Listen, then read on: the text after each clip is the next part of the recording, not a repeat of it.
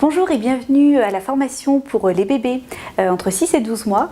Donc à travers ces vidéos, je vais vous expliquer toutes les pauses que vous pouvez faire en fonction des bébés, de leur âge. Mais en fait, l'âge, c'est pas vraiment ce qu'il faut le prendre le plus en considération, c'est vraiment la mobilité de chaque enfant. Un bébé à 6 mois, il peut déjà tenir assis, alors qu'un bébé de 8 mois peut ne pas encore tenir assis. Donc vraiment, c'est important de demander la mobilité aux parents, soit lorsqu'on prépare la séance, soit même le jour J. Il n'y a pas de souci par rapport à ça, et donc d'adapter ensuite les pauses. La sécurité des bébés doit vraiment être une priorité pour vous.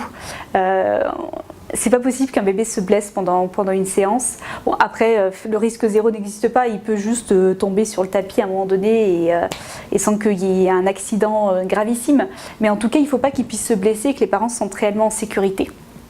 Donc pour ça, il faut souvent que vous ayez un parent qui soit à côté du bébé pour s'assurer qu'il ne risque pas de basculer ou qu'il ne risque pas de se faire mal avec un des accessoires que vous utilisez. Je vais vous présenter un petit peu le studio dans lequel je travaille. Donc je travaille exclusivement en lumière naturelle. Donc dans mon studio, j'ai deux doubles fenêtres qui sont des demi-fenêtres, donc ce ne sont pas des baies vitrées qui descendent jusqu'en bas. J'aurais bien aimé, mais je n'avais pas trouvé. Donc bon, en tout cas, j'ai la majorité du temps une très bonne lumière. Si ce n'est pas le cas, j'ai une lumière d'appoint qui est une lumière continue. Donc ce n'est pas du flash qui vient dans la lumière dans les yeux des enfants. Mais bon, je préfère travailler en lumière naturelle le plus possible. Donc en termes d'équipement, j'ai le Canon 5D Mark III. Donc l'avantage de ce boîtier, c'est qu'il monte très haut dans les ISO et que je peux très facilement monter à 1000 ISO dans mes séances sans que ça altère la qualité de l'image. Donc ça, c'est vraiment un super boîtier qui a un plein format. Donc c'est pour ça que j'avais investi dedans à la base pour les ISO et pour le côté plein format. Parce qu'avant d'avoir mon grand et beau studio dans lequel je me sens super bien et qui fait presque 50 mètres carrés, j'étais installée chez moi dans une petite pièce qui faisait 8 mètres carrés et qui était mansardée.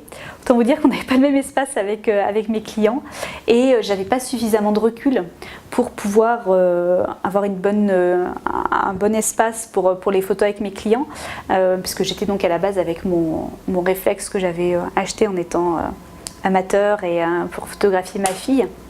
Donc c'est vrai que le plein format me permettait d'avoir beaucoup plus d'espace, c'était très pratique. Et puis en termes d'objectif, j'ai le 50 mm 1.4 et là pareil, c'est un super objectif, un excellent rapport qualité-prix. J'ouvre jamais à 1.4, hein, j'ouvre la plupart de mes séances à 2.8 ou 3.2 pour les séances bébés, majoritairement 3.2 puisqu'un bébé ça bouge beaucoup. Je fais toujours la mise au point sur les yeux. Et donc également le gros avantage de ce boîtier, c'est les collimateurs. Ça a 61 ou 64 collimateurs et je bouge constamment mes collimateurs pour pouvoir toujours avoir le bébé où je veux dans la scène et surtout toujours shooter sur un de ses deux yeux. Si le bébé est un petit peu incliné, ce sera toujours l'œil qui sera le plus proche de moi. Et puis s'il est de face, c'est l'œil sur lequel je vis, ça n'a pas d'importance. Donc voilà, donc il est vraiment très important d'avoir les yeux nets sur une photo que vous allez livrer à votre client et idéalement qu'il n'y ait pas de mouvement. Si par contre vous devez descendre en vitesse et que vous avez les yeux nets mais que vous avez la main qui bouge, c'est-à-dire que vous êtes descendu généralement en vitesse en dessous de 1/200, si vous descendez plus bas que 1/200, vous risquez d'avoir des effets de bouger. Si vous êtes à 1/100 ou 1/125. Si vous avez les yeux nets et la main qui bouge, franchement, c'est pas gênant. Un enfant, ça vit, ça joue, ça bouge. C'est pas gênant de livrer une photo comme ça à ses clients. Ça montre justement que l'enfant, voilà, il évolue et il bouge à cet âge-là. Par contre, clairement, vous pouvez pas livrer une photo avec des yeux qui sont pas nets. Voilà en termes d'équipement, ce avec quoi je travaille. Ensuite, je vais vous présenter un petit peu donc je vous disais que je suis en lumière naturelle. Pour ne pas avoir de traces sur le sol du studio, je suis exposée sud, donc ce qui fait qu'à partir de midi jusqu'en fin de journée, j'ai le soleil qui donne dans le studio. Donc on peut avoir des traces au sol avec le soleil. Donc j'ai installé ces rideaux comme ça. Donc ça, ce sont des rideaux qui m'ont été fournis par quelqu'un que je connais qui travaille dans le nautisme, donc c'est pas quelque chose que vous pourrez facilement trouver. Par contre, c'est vraiment important d'avoir quelque chose pour filtrer ces marques au sol. Donc n'hésitez pas à mettre plusieurs épaisseurs de rideaux qui vont laisser passer la lumière, mais par contre qui vont filtrer les traces au sol. Donc voilà, ça c'est quelque chose qui est extrêmement pratique et que je peux moduler pendant la séance. Et puis également, pour avoir un bon retour de lumière, pour déboucher les ombres en fait, parce que donc là le soleil vient ici, donc à la base ici je suis supposée être assez sombre, j'ai acheté des planches de polystyrène. Donc ça c'est quelque chose que j'ai acheté dans le bâtiment. Je l'avais acheté je crois chez Big Mat.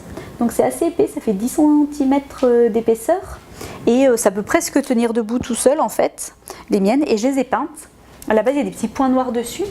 Il m'a juste suffi de les peindre en blanc et ça fait un super réflecteur, un réflecteur méga géant comme vous pouvez voir.